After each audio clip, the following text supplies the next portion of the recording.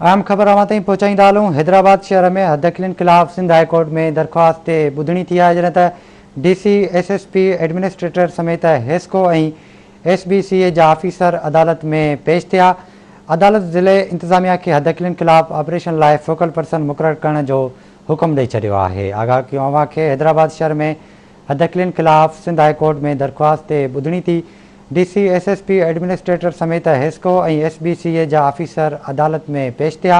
Operation लाइ focal person मुक़ररु करण जो हुकुम ॾिनो वियो आहे, जॾहिं त गुज़िरियल 3 सालनि में हदखिलनि ख़िलाफ़ ऑपरेशन जी कारकर्दगी रिपोर्ट पेश कई वञे। अदालत पारां इहो रिमार्क्स ॾिना विया आहिनि। ख़बर अवां ताईं पहुचायूं पिया हैदराबाद मां, जिते शहर में हदखिलनि ख़िलाफ़ सिंध हाई कोर्ट में दरख़्वास्त ते ॿुधणी थी।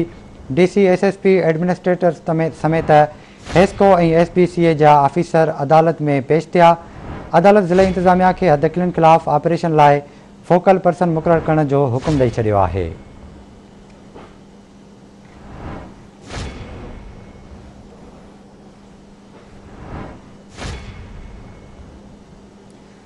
तफ़सील मालूम कंदासीं हैदराबाद मां नसीर चना खां। जी नसीर, छा तफ़सील आहिनि?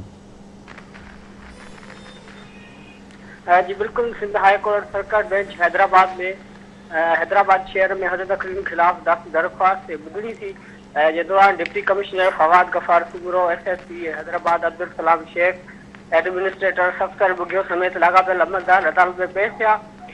जस्टिस ज़ुल्फ़कार अहमद ऐं सलीम जैसर ते मुश्तमिल बरक़ी बेंच केस जी ॿुधणी कई। उन मौक़े ते जस्टिस ज़ुल्फ़कार अहमद रिमार्क्स ॾींदे चयो त हैदराबाद डेवलपमेंट जी जेका कारकर्दगी आहे उहा मायूस कंदड़ आहे ऐं नयो म्यूनिसिपल कमिश्नर ताहिर ख्वाजा ॿुधाए त हू शहर जे लाइ छा करे सघे थो।